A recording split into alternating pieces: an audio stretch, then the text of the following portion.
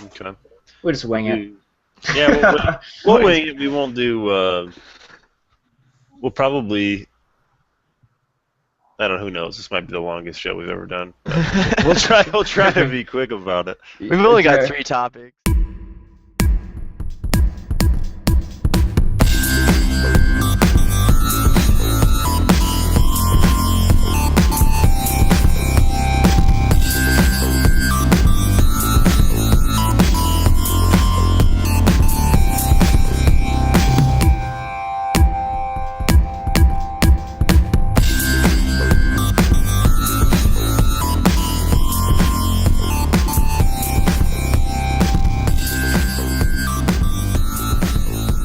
Everybody, welcome to Stretch Goal Cast. This is your podcast for the latest in crowdfunded video games on Kickstarter, Indiegogo, and Steam Early Access. I am Jared Wuerzburger.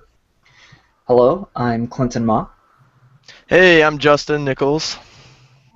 Hello, I'm Cloudjumper. Cool. And we're here like we try to be on a weekly basis. And speaking of Cloudjumper, you may wonder where Remy's at. Remy is out. And we had Cloudjumper, who was already kind of in studio, so to speak, to talk to us about Dusk of Dawn, a project that he's been doing the sound engineering and composing on. And we figured and he's actually nice enough to join us for the rest of our ride here, our weekly ride. So thanks again for joining us, Cloudjumper. Mm-hmm. You're welcome. It's my pleasure. And it's going to be a ride. Strap yourself in. Okay, and up first, we've got, as far as main topics are concerned, we've got Nevermind. And what's interesting about Nevermind, its tagline is a biofeedback horror adventure game. And I guess the first thing that brought me, that kind of popped out about Nevermind for me is that Nevermind is actually using hardware technology to sense your feedback while playing this game. It's a sensor that goes across your chest, and its goal is to create a very different survival horror experience. It kind of teaches the player, too, how to be more aware of how they react to stressful situations. And in survival horror, there's a lot of these stressful situations. We kind of get anxious. Our heart will beat faster. And having a sensor kind of trigger game elements based on how we feel and how we're enacting with the game is really interesting for me. They haven't released a whole bunch of audio. There is some imagery. There is some rendered footage that's included. Currently, this is a Kickstarter game. They're asking for a pledge goal of $250,000. They've got 24 days to go. 835 backers currently, and they've got 35,000. So they've got some room to go. And I'm not quite sure exactly. I believe this is just one woman working on this, and she's Erin Reynolds from Los Angeles. But I mean, does anybody else? What does everybody think about this? I mean, the idea that your entire gameplay experience may change based on how your person reacting to it. Anybody? What does everybody think about this project? Well, I would say that that it sounds definitely interesting. It might be a huge gameplay innovation, as there's like a few in line, I guess, with more augmented games and stuff coming up in the next few years, probably. But on the other hand, this is a genre which is already quite popular, and there have been really good games for that. So sometimes I go kind of by the philosophy of never touch a running system, right? So I could see this going both ways. I could see this adding to the gameplay experience, but I could also see that it maybe is something that's actually taking away from the experience. And that's exactly what I'm thinking too. I guess you'd have to, if we take this. I know Cloudjumper's done a little bit of programming, so if we think about like the effort that's going into the data that's being kept from our bodies and how it's actually being used to implement changes in the game, it seems like quite a bit of time would have to go into this, and it either is going to be fantastic or it's not going to work at all, or it's going to impact the user experience in some way that could be negative. So I don't know. Yeah, exactly. And I mean, like, if it's correct that this is actually being developed by just one person, that would be incredible, because from what it looks like, it's hard to imagine for me. Either if it is just one person, she must sit like incredibly long at this, or she must have like 6 arms to code with or something like that. There's a team. There's a small team. It looks like there's 4 people on the team right now. Oh yeah, okay, yeah, I'm seeing it. Okay, so that looks more realistic. Yeah, because I was wondering, are these 250,000 maybe for arm extensions or whatever? Yeah, and then like, I mean, the game looks, from the little footage that there is, it looks fairly complex graphically. Also in the terms of, it looks a little bit like the graphics are actually going to respond to whatever is captured from this sensor. So I can imagine that takes quite a bit of development time for that to work smoothly, or a lot of patches going after that thing comes out. Mm-hmm. Okay, so they've got. Looks like the team is Aaron, like you said, is Aaron Reynolds. She's the creative director, artist, and designer. We have this guy named Greg Hilgas, and he's a project manager and designer.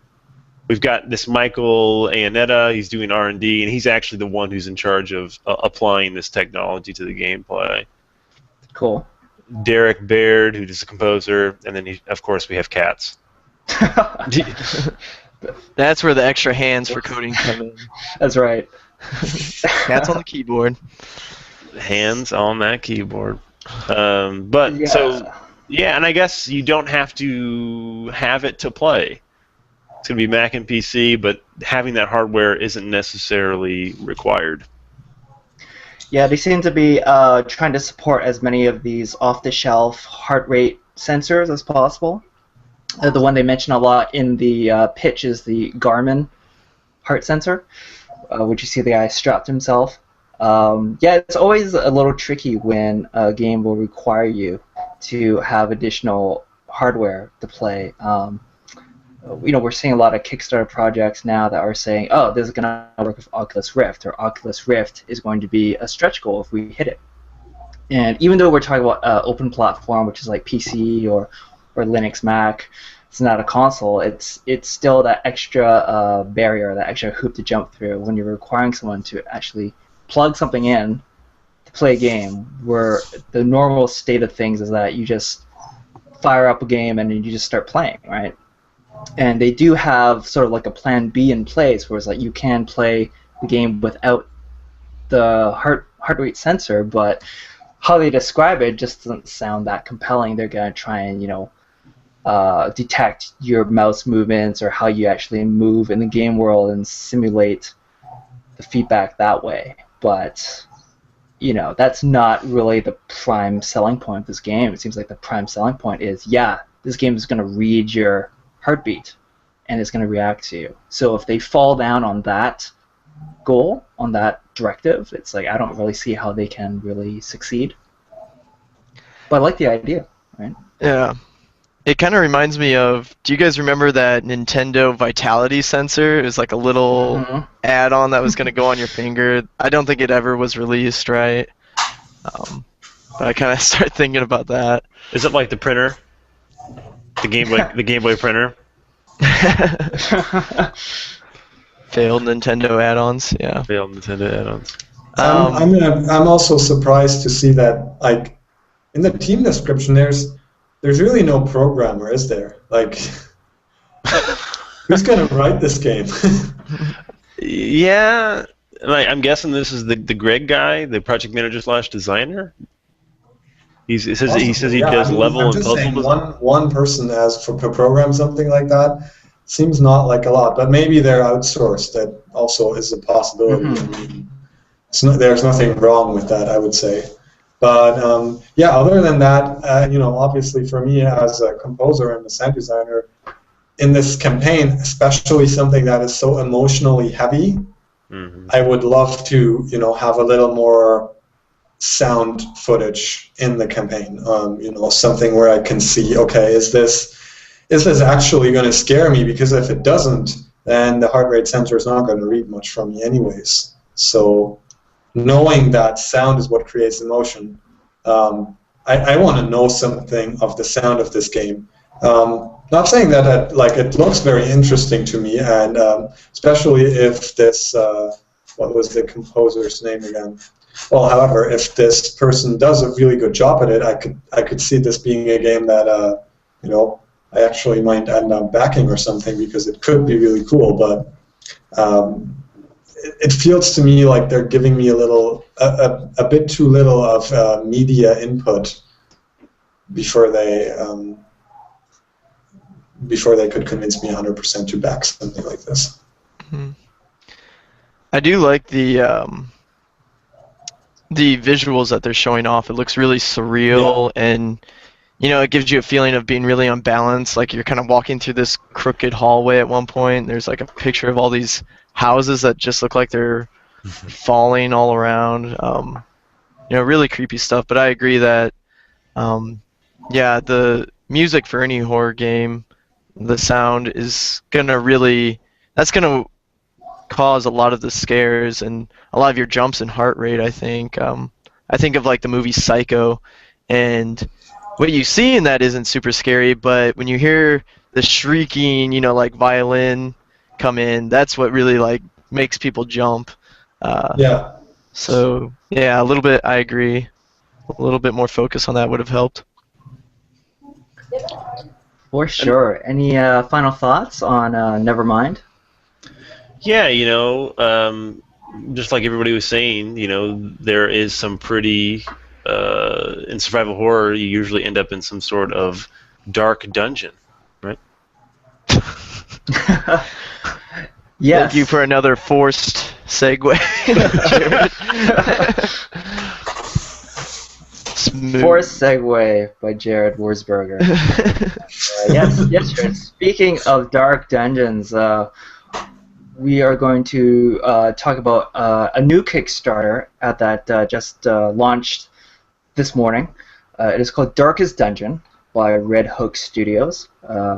These guys are based out of Vancouver, so it's a bit of a hometown love for me. This Kickstarter is doing pretty well so far. They've already managed to rack up $52,625 out of their $75,000 goal, and that's across 1,474 backers, and they still have a whole month to go. And I was actually really jazzed about when I first heard about this game. They did a very interesting teaser, I want to say at the end of summer or maybe at the beginning of last fall, and they used that same trailer as their pitch video here, which I think is just fantastic. The concept of the Darkest Dungeon is that it's a dungeon crawler, as you might expect, but you're not playing your typical band of fearless, invincible sort of like heroes who are just going to be slaying monsters and collecting loot like crazy and just leveling up and become like demigods, right? You're playing very human people, and the key, I think, gameplay hook here is that you really have to manage your party, all the usual physical things like how they're armed and equipped, but in addition to that, you also have to manage their psychological welfare. So as they explore the dungeon, there's a light meter. Your torch, right? If you go into a really dark area, or if your torch begins to dim, the monsters will get stronger, and there'll be a greater reward for facing these challenges. But also, the mental will of your party will weaken. And then if someone in your party, if their mind breaks, there'll be a bunch of different consequences that come with that. There'll be different afflictions. There'll be personality traits that play off each other, and you might have a party member that goes AWOL and runs off, or maybe a guy who just goes nuts and becomes a sadist. Or you might have someone that just turns into a greedy bastard and tries to backstab everyone to get all the treasure. And the beauty of the pitch video, and I think it's part of the reason why they're doing so well on the marketing front, is that the trailer really tells a story, but in the course of telling the story in a very cinematic way, they actually end up telling you a lot of details of how the game will actually play, and they leave just enough details out for you to start kind of like filling in the blanks yourself, and really getting you excited about what the final game could be, right? So after kind of reviewing their campaign page, I just like right away just pledged myself, and it was silly because maybe I was looking at this page for 15 minutes, and I was like, okay, I'm gonna go on one of the early bird pledges, and they're already flat out gone already. Like in the time it took me to just read their pitch page, all this, bunch of people are just like snapped up the early bird specials here. So the game is actually doing really well. It's being featured, on the front page of places like Kotaku and Game Trailers and Polygon. So in terms of like predictions, yeah, this thing's gonna fun. They're over halfway already, and it's just the first day, right? So just want to get your guys' thoughts on Darkest Dungeon. I remember the same video you were talking about that came out, earlier in the fall, I believe. Mm-hmm. And yeah, I was, really drawn in by the art style of it. I think is really, it looks like a graphic novel, kind of comic book style-esque. So I like that. And yeah, just the idea of it being like, this is not, I don't know, I like games where, I like in RPGs a lot of times, the beginning when I'm just like finding kind of like all this simple items and just, grabbing whatever I can. And I feel like my character looks the best at that point instead of later on when, they have like the best, shiniest armor. I like the way they look when they're just wearing what they can find. And so the fact that these characters, are just very simple and they're kind of the underdogs, I like that idea. Yeah. It seems to remind a little bit on, a digital version of Munchkin for me. Like it has the the ridiculousness of that a little bit, and in not having these epic heroes as the characters, which I find like that for me, I can relate to that much better, and I'm playing the super mega hero. Cloudjumper, I think you are an epic hero. Well, where's my big shiny sword then? And then also I would say it's like, it for me that gives a little bit of a sense of games like Fallout of, where it's just that they capture more than just your pure battle statistics. They capture more of your character, of who you're going to be in this game, and that person has emotions and psychic stability as well. I almost have to think of my pen and paper days playing stuff like Endland or Call of Cthulhu, and having to deal with the mental stability of my character, and that I think that's very thrilling to embed something like that in a game that looks so accessible. Mm. I like that there's that balance, and it's kind of in the player's control of like how light they want the torch. It's like, should I get a new torch so that way it's lighter, or should I keep the torch lower so that way the enemies yield more rewards? But but then it's like, of course, your characters can get afflictions easier that way. So I like that that's up to the player to decide what balance they want to go for. Yeah, and I think that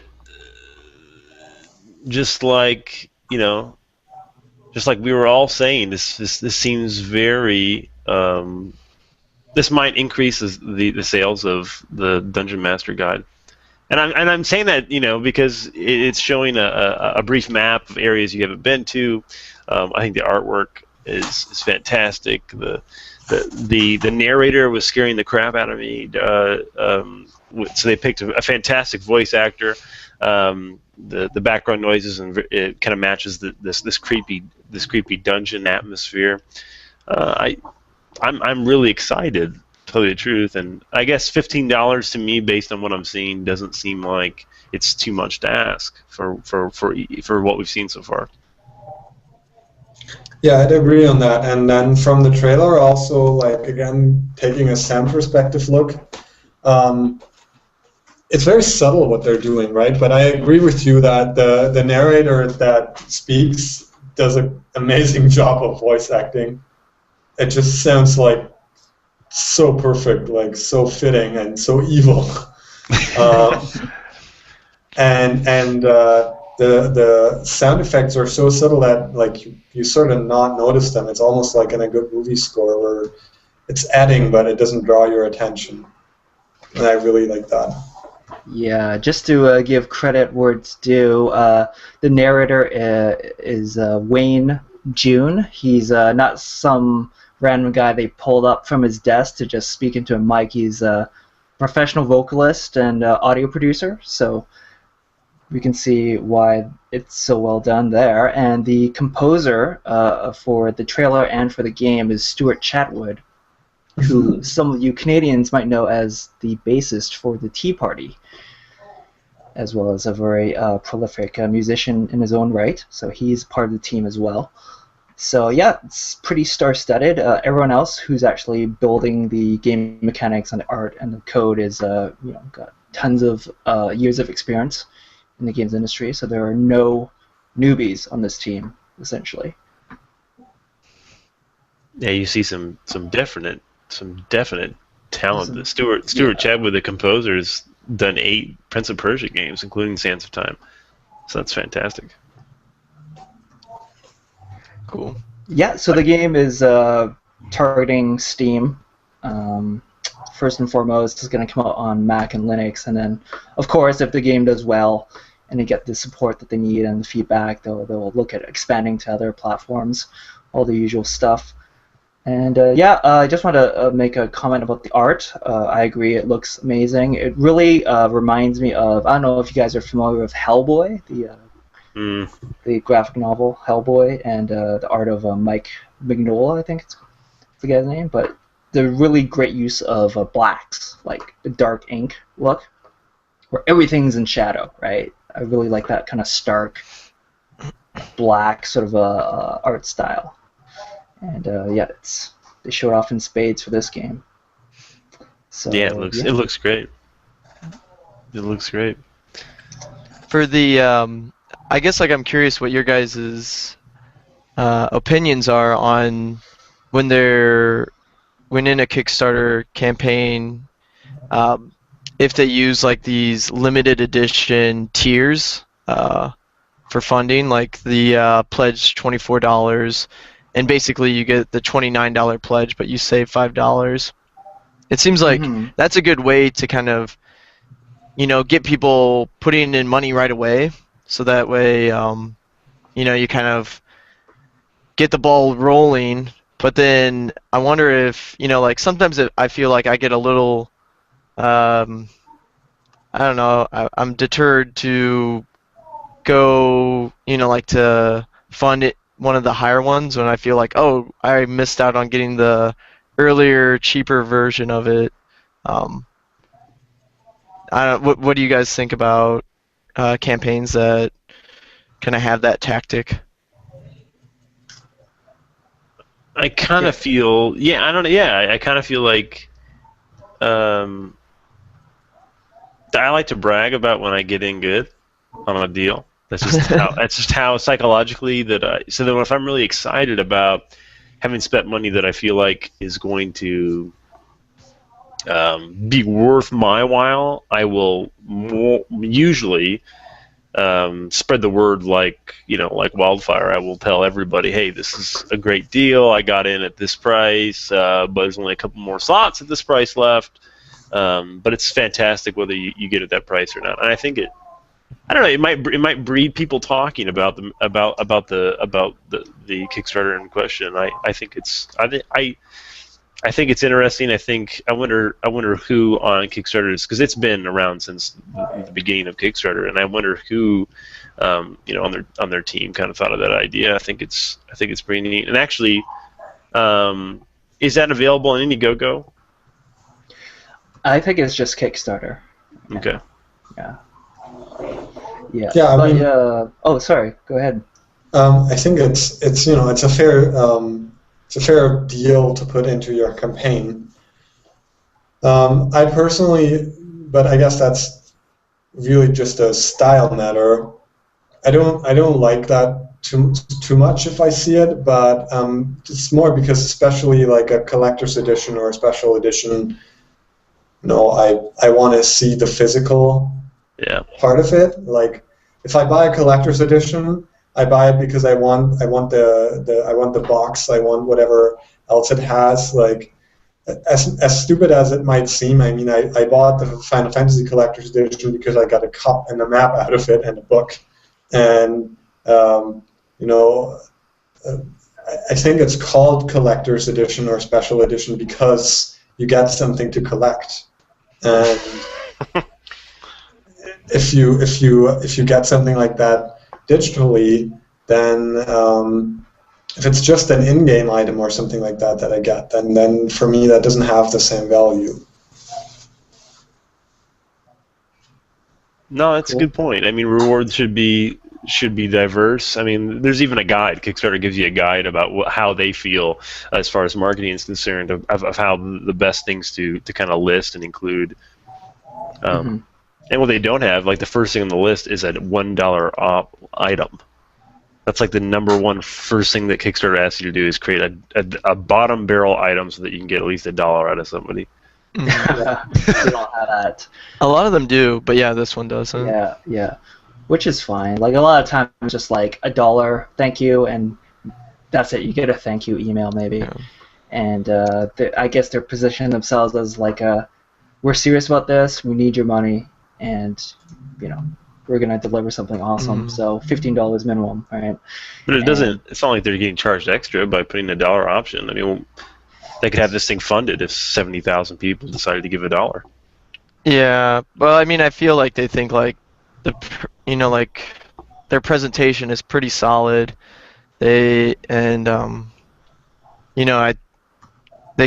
they're trying to push people to get that $15. Yeah, on that same token, those $15, those 15 backers at $1 are the 15 backers at $15 each you didn't get, right? So I think there's definitely some savvy design behind this campaign. And in regards to like the early bird pledge levels, I think that's just salesmanship. It's just clever marketing, and when done right, it definitely works. Right? I was definitely choked to not save $5 on the tier that I wanted to get in at, which was Seeker, right? Which was $24. Normally, would be $29, right? So the extra $5. Yeah, I still pledged, but I definitely was like, damn it, too slow on the draw. So that stuff does have an impact. So. Yeah, nice. I guess like as long as you feel like, $29 for what you're getting, you still feel like you're, getting a good deal. Then I think it works out well. Cloudjumper, anything you'd like to add on this particular project before we hit up one of our last ones? No, I think it has pretty much all been said. I mean, like, I would say what Clinton says is a really good point. Like, it generates, this want for something. If you missed out on it, then it might like even fire your desire more up. Yeah. But then again, I can also see it again going the other way. It's like, oh damn, I missed out on the tier that I really wanted to get in, and they have only put so much in of those. Well, okay, then I'm gonna go to the lower tier. So I think a tactic like that can end up also actually costing you somebody that would be willing to back more because he's really convinced of your project. Mm-hmm. That's an extremely good point. What about someone who sees that, doesn't want to, and they just say, well, I'll wait till it actually hits Steam? Yeah. Yeah. It's a real fine line. So yeah, I think the big thing is that it does get the ball rolling, and then that, it's like, once you get that going, then it really helps, especially with crowdfunding games on Kickstarter. It's like, once you get like that good initial amount, like more people see that so many other people have already invested in it, and then they're like, okay, cool, I want to invest in it too. Yeah. Well, that's great. If you can deliver a good product, I don't see why you can't, Justin, deliver us the next game on the list. Oh my god. So Justin, take it away. So yes, Deliverance. The movie starring Burt Reynolds is coming to video games. If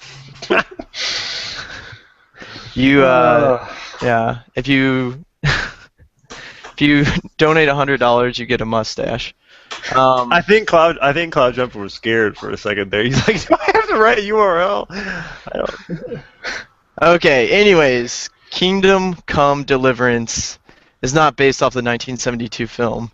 It's actually a game made by an indie studio called Warhorse Studios, and I believe that's in Czech Republic.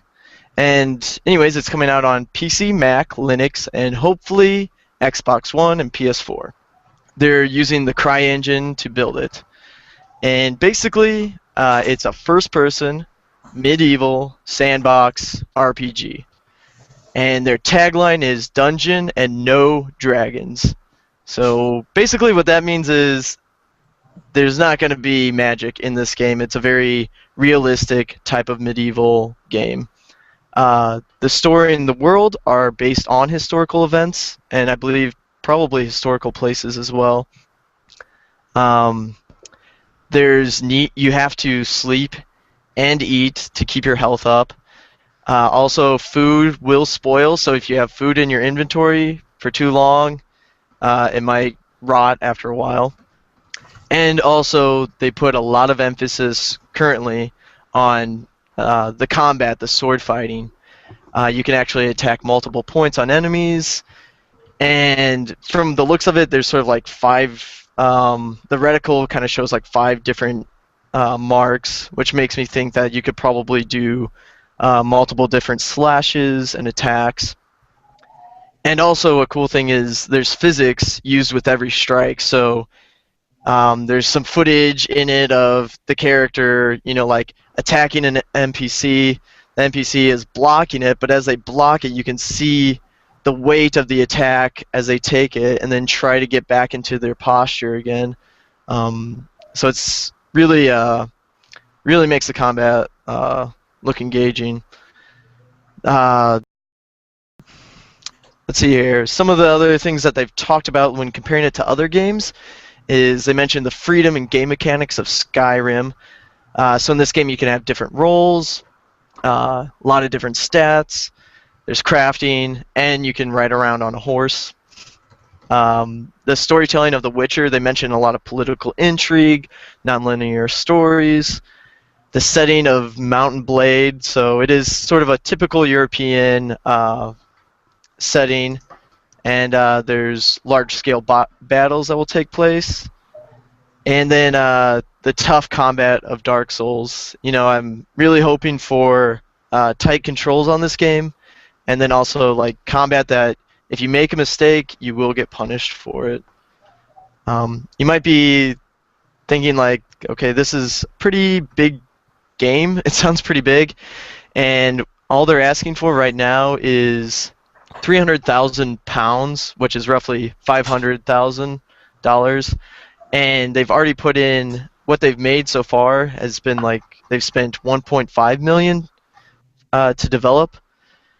So that's really not enough to finish the game, but it is enough to help persuade their private investor to keep on pouring in the main develop money. This way it kind of shows by having the 300,000 pounds donated, it shows that there's enough demand in the game and kind of, I'm sure, makes it easier for this investor to throw in more money after putting in 1.5 million. The developers seem pretty experienced. There's been a few of them that were leads on the Mafia series. Other key developers have different backgrounds in first-person shooters, pen and paper RPGs, etc. So I think that kind of works well, and since it's a first-person game in an RPG setting. Now, what you can get for your if you back it. If you donate 15 pounds or roughly $24, you will get a digital copy of the game. But if you read the fine print underneath that, it mentions that you only get Act 1. They're going to be releasing this game in 3 acts. After the first act, the second act will come out in about 8 to 9 months later, and then the third one will come out after that, another 8 to 9 months. So they mentioned in their first act that it's going to be about 30 hours of gameplay, and then it's going to also be around 9 square kilometer map that you'll be able to travel around. When the second one comes out, they're going to obviously add to the hours of gameplay and expand the map. Same with the third one, to eventually having about like 70 plus hours of gameplay altogether. And yeah, that's pretty much everything I got for Kingdom Come Deliverance. I'm really liking the way it looks. You know, I really like chivalry, medieval warfare. So yeah, this looks like a lot of fun. What do you guys think? Yeah, this is we're getting into some almost AAA level game production here on Kickstarter now. Just what they've shown so far, it's and their target platforms as well, which PC, Xbox One, PS4, the next gen systems. This is a huge undertaking, and I gotta say they're saying all the right things so far. They're referencing Dark Souls and Skyrim, so they're definitely saying the right things. Seems like a big part of the game will be their first-person combat system, and that's something where I sort of have some skepticism, because first-person melee is just so hard to do. We've seen however many iterations of Elder Scrolls come out, and then the combat's always clunky. And the few games that do come out that have some good melee combat are sort of smaller games, like Xenoclash, or what we saw in escaping me now, guys. Line, the stealth game, Dishonored. Oh, right. It's sort of decent. So yeah, I mean, the game is also doing a bunch of other things. So it's it's gonna be an epic. I'm not so sure about the episodic release. It's not so common to have an open world game of this scale be portioned out like that. And I can see how that could be a result of like their deal with this private investor about how they want to see some returns. So it's like okay, as a compromise, we'll release it in 3 parts. We'll get out part 1, like 6 months before part 2. And that way we can start recouping some costs, right? So definitely different. Yeah, I guess it's interesting that they're aiming for a PC release, Mac and Linux, and then also hopefully Xbox One, PS4, next gen. They're using a next gen engine for next gen consoles, and the gameplay is from what they've shown, if that is live action and not pre-rendered, seems pretty fantastic. Audio, also to note, they've hit this $600,000 marker, and there's some interesting stuff ahead. If they're able to hit, as far as audio is concerned, if they hit higher goal marks. And I guess the biggest disappointment, like Justin said, was we've played some of these very period-esque medieval times gameplay, including Chivalry Medieval Warfare, and that is a multiplayer-only game. So this is the exact opposite. This is a single-player-only experience, albeit some of these mechanics would probably work very well in a multiplayer setting. So that, to me, is the only disappointment. But from what I'm seeing, this is the money that they've spent on this seems like it's attracting people to commit to this via Kickstarter. I think just saying that you have this kind of money is bringing people in. So, Cloudjumper, what are your thoughts on this guy? Well, I must agree with Clinton in terms of the melee combat system. I've seen way too many disappointing games on that end. So yeah, I'm like, if they pull it off and it's really tight and it feels really good, then that would be, for me, really pretty much the first game that does that. But the trend goes for me to have a different expectation of that. I'm a huge fan and practitioner of martial arts and sword fighting myself, so I have a very high level of disappointment to any digital form of that. Yeah. But yeah, like even anything that would come remotely close to what it really feels like, or to like give yourself, even if you've never held a sword, give yourself the feeling of actually moving around with a sword like you imagine you would. That would be like an incredible innovation. I think that their setting is really nice. I hope that in their sound design they don't make a very common mistake and go for a lot of sound elements that wouldn't exist in a world like that. I've seen that in some games where you're like get soundtracks of like huge orchestras, and then people, at least gamers like me, think, well, there wasn't really orchestras like this in medieval times, and that doesn't make a lot of sense that I'm having this heroic music while I'm riding along here. Even if it makes me feel really great, it'd be nicer to achieve the same feeling through more authentic choice of sound. Can I chime in real quick? Yeah. Yeah. Their 400,000-pound stretch goal, which they beat, because they're at. Did I mention that they're at like 700,000 pounds? So they've already reached their goal, and they're going on to stretch goals. Anyways, one of the stretch goals that they already hit was a live in-game period music. So yeah, they definitely will be going for using medieval musical instruments in the music of the game. Did you check out the 500,000 though? Yeah, the symphonic orchestral soundtrack, I think, or something. Right, but they're saying that, like originally, if they hadn't hit this 500,000, that symphonic sound that's in the trailer was not in the game, because I guess it looks like the music that was recorded for the trailer was recorded by a live orchestra, and which is, I mean,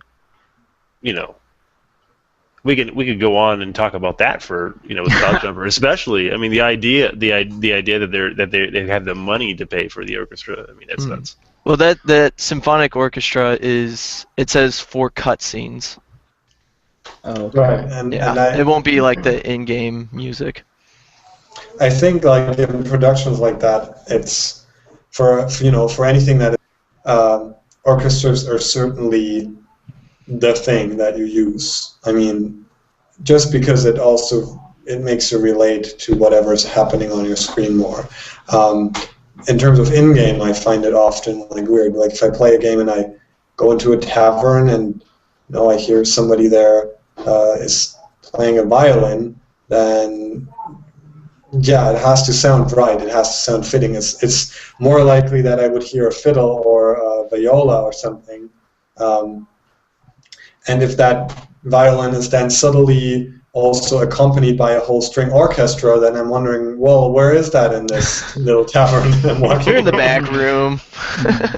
And yeah, and I mean, other than that, this game looks incredibly interesting. I'm not exactly sure how I feel about, like you said, it's almost a AAA production. They're pumping an enormous sum of money in upfront.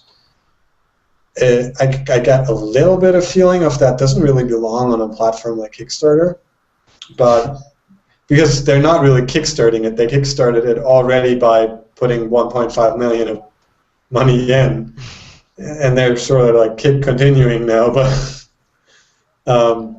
yeah, I mean, I guess that's by now a common practice of crowdfunding. Well, and Kickstarter's going to get their money, and the folks behind Kingdom Come, Deliverance, are going to get their money. So as far as everybody else is concerned, they don't care. Right. And I'm with you on that. I am with you on that. I feel like, but it's not a concern of Kickstarters, unfortunately. I'm with you. I definitely see Cloudjumper's point.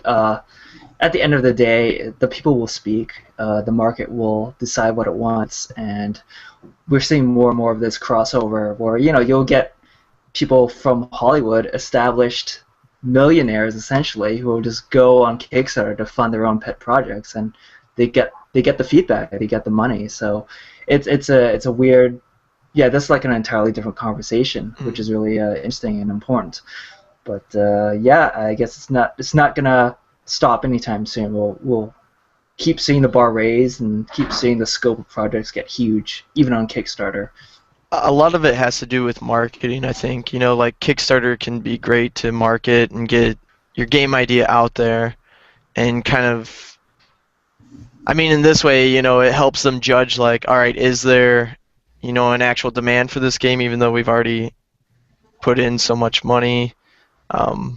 Because it is tough to just throw out an idea that you haven't really worked on much yet, Like, a lot of times Kickstarter projects do have a little bit of dev time in them.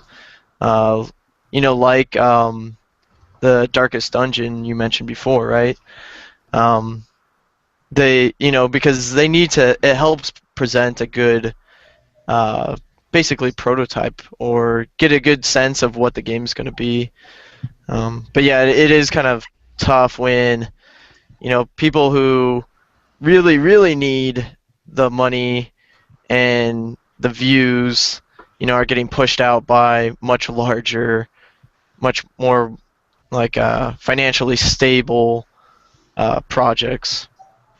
Yeah, exactly. I totally agree on that, especially because there's been so many projects that mention, huge examples where I then have to go and see, like, okay, who's making this game, or who's making this CD, or who's making this project. They already have a fan base, or they already have a community of several million of people. They could have raised the money they need through pre-sales or through advertisement or whatever.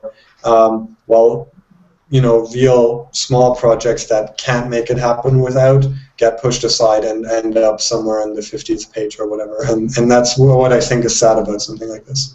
Mm-hmm. Very That's interesting. great. Anybody else want to sum anything else up about Kingdom Come before we switch over to our speed round? Let the speed round commence. Let the speed round commence. What? Anybody want to tackle anything in particular? I know we've got a lot that could be said about Flappy Bird. It's the epic tale of Flappy Bird, rise and fall. Just like the controls.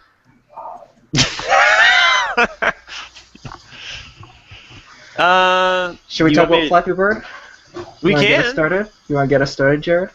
Sure. This is a good tale. Flappy Bird. I recently, and actually, I had not heard of it. Flappy Bird was actually released on the app stores in May of 2013. By a fellow in Vietnam, and I don't remember exactly his name, nor could I probably pronounce it properly. But he kind of put it out to little to no fanfare. It's kind of gathered user base over the last Couple period weeks. of months. Well, yeah, well, in a Oh, couple well, of yeah, weeks, it's probably. And he said since about Thanksgiving of the United States, Thanksgiving, so end of November, he started to see an increase in user base. And I guess I saw a student said, "Hey, have you seen this?" I teach like an Android development class, and I had a student say, "Hey, have you seen this game?" And I said, "No, I haven't." And he lets me play. And my first thought is, this is Helicopter. I've played this before. This is a game that already exists. Helicopter. I don't know if it goes way back or not, but it was a one-click action game where the rise and fall of a helicopter dictated where your helicopter went through these passages, and the passage over time would get gradually smaller and smaller, which is very much like Flappy Bird, except you're a bird instead of a helicopter.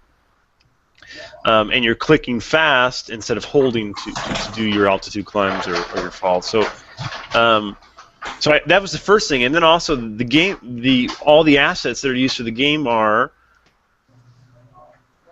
not his, right? I guess, and we could talk about that too. And then finally, my last point, the audio in general, he took the coin sound from Super Mario Bros. 3.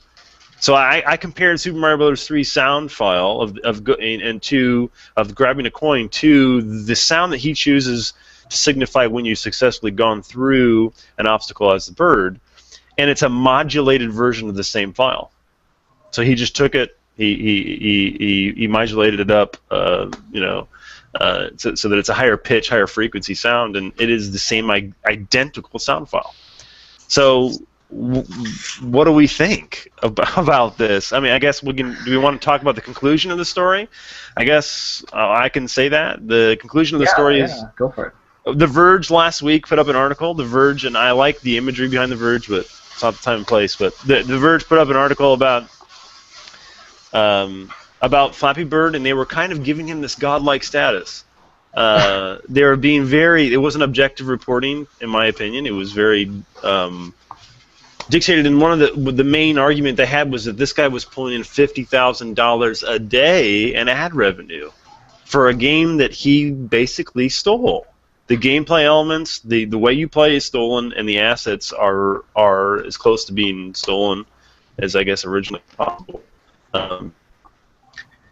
Anyway, and then this previous weekend, he decided that he was going to take it both off the stores. His tweet was, "I can't take any more of this," and people said, "What's the matter?" And he says, "Well, in 24 hours, I'm taking this game off the store, off both stores, both the Apple's App Store and the Android Play Store."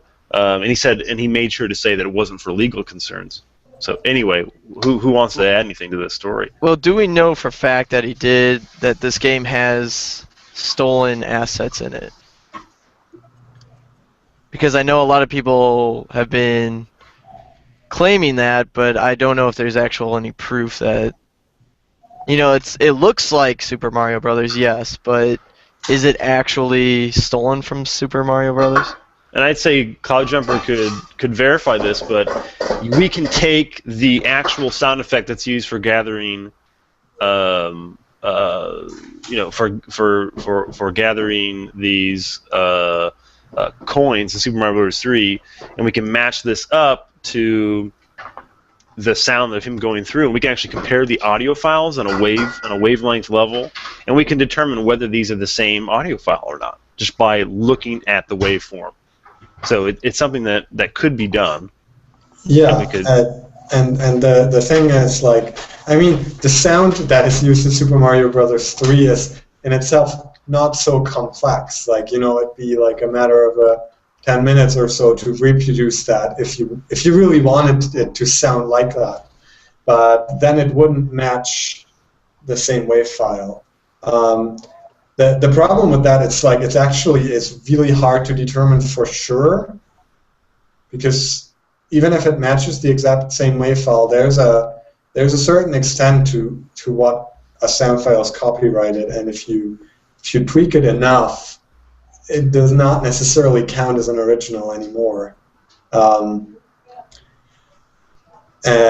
thing is also that I think just with a general matter of this. There's so many games out there that are being stolen and remade. Even with our game, you wouldn't believe how many attacks we have that are, in my opinion, just completely ridiculous. Because it's like, if I'm out there and I'm trying to steal a game, then I'm trying to steal a game that's already published and really successful, not one that's in development. I just think it's sad, and it's like, it's a smart move of him to move it off, because but the point of it is, at this point, if he lets it run or moves it off, he certainly has made his money, so it's not like he loses so much through that anymore, except for making more money. I think it's a very thin road between copying something too much and copying something that has already worked, but adding to it. I mean, every creative musician, designer, whatever, is a grave digger to a certain point. Like, every melody has been written before, and every picture has been drawn or photographed before in a way. But there's a difference between, outright copying something and visibly getting inspired by something, or even giving credit and say I was loving Super Mario so much that I wanted to make a game that is in the same way. That's a different story than just putting out a game saying, hey, look what I made, and just incidentally it just looks like Super Mario and even sounds like it. I think there's a difference. Yeah. I mean, this kind of, when I first heard about this game, this kind of situation is very easy for me to get on my high horse.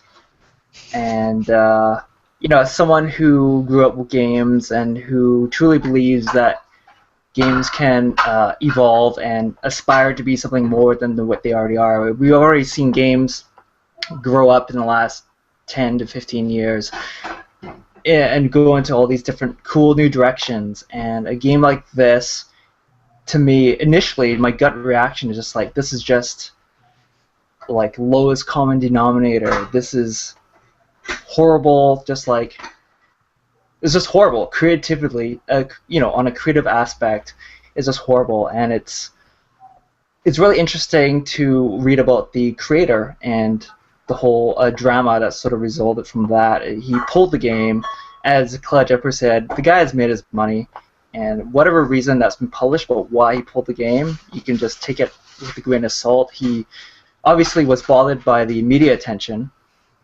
and we don't really know whether the game itself was by design or was just a happy accident.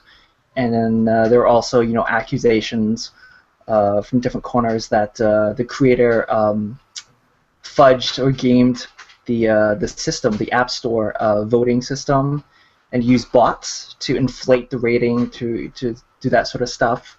So there's all these questions that are still sort of unanswered. But the bottom line is, it was just really appalling to find out that this derivative throwaway game that's like a dime a dozen when you think about it in terms of mechanics and the production value. It's just raking in the money, and it's almost sort of funny too, because there was a really great article on Polygon the day after, or the same day the story broke. It was written by this, I can't forget his name, he's a journalist and a game designer himself, and he basically was just saying, we really don't know anything. No one knows anything about game design. If you're just looking to make money, right? And it's true. I mean, I can't tell you how many emails per day that end up in my box from this or that, some random guy or some guy who's done social games or mobile games for 2 years, and now he's an expert and he's talking at a conference. You got to tell people the path, right? The path to making money with your games. And monetization is just this huge thing, and it's a very complex thing to deal with. And then here you have this guy who just worked on his game in his spare time, and it's just based on advertising revenue. He's just raking it in. what do we know, right? What do we know as game creators?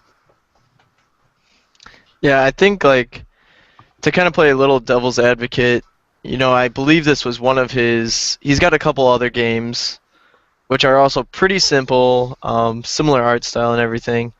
They don't look exact, like they don't have the green pipes, the green Mario pipes in them, but anyways, it seemed like this game, Flappy Birds, was a little bit more. It was like an earlier game of his, and sometimes the best way to learn is to emulate. And so I think maybe it was a game where he did sort of like just try to recreate certain things that he knew were popular, just stuff that he liked, interests. Like I'm sure he did like Super Mario Brothers and Helicopter and those types of games. It's like this isn't the only game that's similar to Helicopter that's on the App Store, right? And like you said, it is a little bit different than Helicopter in the way you control it, and also you cannot copyright controls. You can't copyright instructions, and that's why it's like, and that's kind of a good thing, because otherwise there'd only be one company that could make first-person shooters or something like that, right? Mm-hmm. So it does help with innovation, but it does also mean that you can really easily just try and make a clone of something. And I mean, you see that all the time on the App Store, because these companies have a lot of competition and they want to go with safe bets, and if they know like this game is really good, let's just make something really similar to it, you're pretty much guaranteed at least some income that way. The thing is that you probably won't ever quite reach the same amount of income as whatever was really popular, because everyone's already playing that anyways, and they're not going to go play your game because it's exactly like what they're already playing. But yeah, I mean, I think maybe it was just him sort of learning and getting better at making games, and so he did, try to emulate or pretty much really closely copy what he liked in certain games. But I don't think he really crossed the line too much. But that's just me. It is weird that games like that can be so popular. But again, like when I started playing games, I liked playing simple Windows 95 games that came on the computer. And it's like nowadays I wouldn't bother playing those games, but you kind of learn at some point. I used to play solitaire and stuff like that, and then you kind of move on to more and more advanced games. Cool. Yeah, for sure. Jared, do you want to close out the Flappy Birds discussion? I guess this is a moral to video game developers everywhere. If you're going to make $50,000 a day on a game, you don't tell anybody. You just don't tell people that you're making $50,000 a day.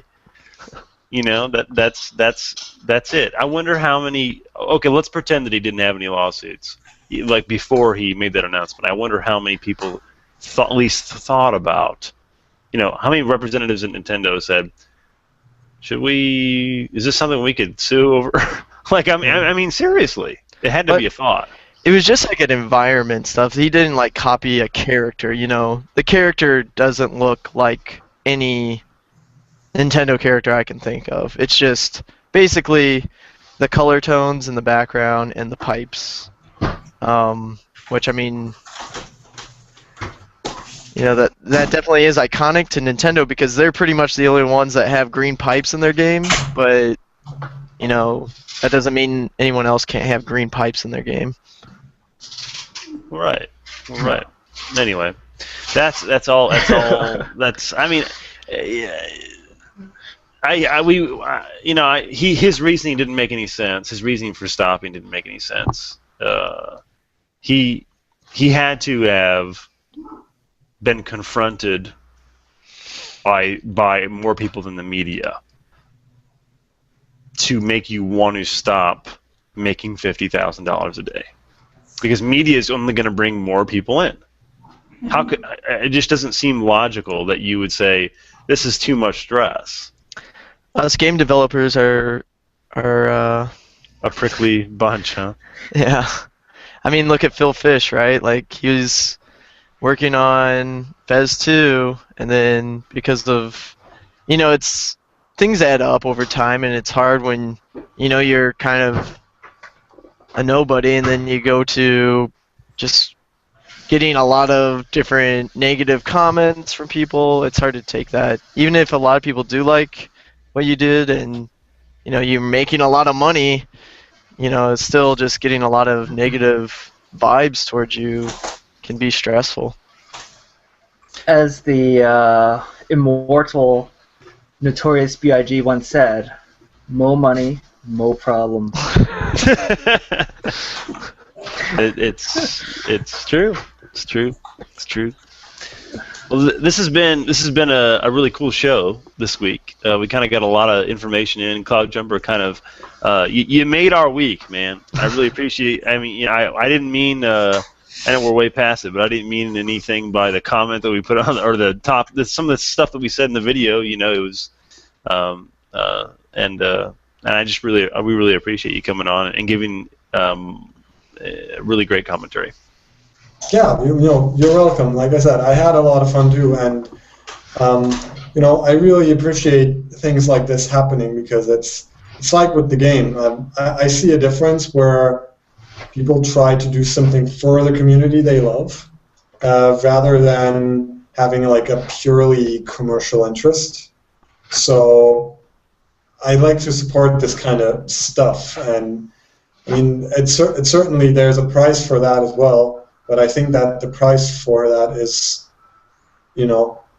comparatively very little for what it brings in, and I like.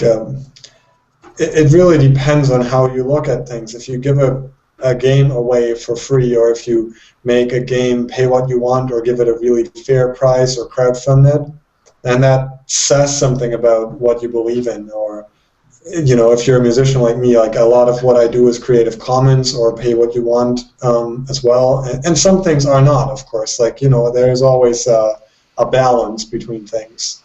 And I think it's channels like this, it's shows like this that are actually the voice of community, while other channels that maybe have gotten really successful really fast because they have a backer that is a AAA studio, it might be entertaining to watch, but it's not really being in touch with the people that you play with in the end. Like, because I know that if I go online and I play Dusk of Dawn or any other game, the people that I end up playing against are people like you, and not the people that sit somewhere in their office and think about what game to develop next just to make the biggest revenue from it. Well said. Hear, hear. Thank you. Now, Jared, do you have our sponsors that you want to mention? I'm just kidding. I'd like to take a minute to talk about our sponsors. No, we have none. Just like Cloudjumper said, we're in it for the fun. But if anybody's got any commentary that they'd like to add, these videos should be up in the next few days. And you could, if there's anything you want to see, any games in particular that you're excited about, please let us know. Once again, just thank Cloudjumper for joining us as our special guest host. If you want to check out the game he's working on now, you can go to duskofdawn.com. You can also just search Dusk of Dawn on Indiegogo.com, and if everything looks good to you, you can throw them some money and support your indie development. And of course, as always, you can find us on YouTube, the Stretch Goal Cast, and on Facebook and on Twitter. And if you have any comments or suggestions for show topics, you can reach us by email at stretchgoalcast@gmail.com. Like and subscribe.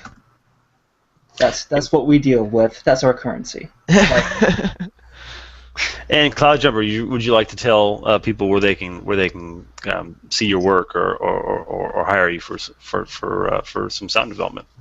Yeah, so if you want to connect to me on any level, you can definitely check out www.cloudjumper.de, and I believe under the contact section there should be working links to all the comment platforms, Twitter, Facebook, etc. I must say that I do not necessarily put all my work online. I had a reason to, go that way because of copyright and stuff like that. But if there's anybody that would like to request a certain MMO of any certain type, then I'm totally free to hear about that. Oh, and also definitely, if you want to get in touch in a different way, just, play PvP in Dusk of Dawn. Since it's enabled now, I'm usually hanging around in the PvP zone there, and I'm like frustrated about how little people come in and play against me because, opposing to some of our other development teams, I'm not trying to give people that come in an easy time. I fight for my winnings. Well, I was going to say I'll be So on if you there want a tomorrow, but... Yeah, there you have it. No gift wins when you play Dusk of Dawn. No, especially with Cloudjumper. Yeah, he's out for blood. Great. Well, we'll see everybody next week, I guess, right? Indeed. It's been a slice, as always, and I'll see everyone next week. And hopefully Cloudjumper will make his way back into our weekly gathering sometime soon. Hey, we'd love to have him back. Yeah, just shoot me an email and I'll see if I can make it. Awesome. See Bye, everybody everyone. soon. See ya. All right. Yeah. Thanks for watching. All right, see you guys.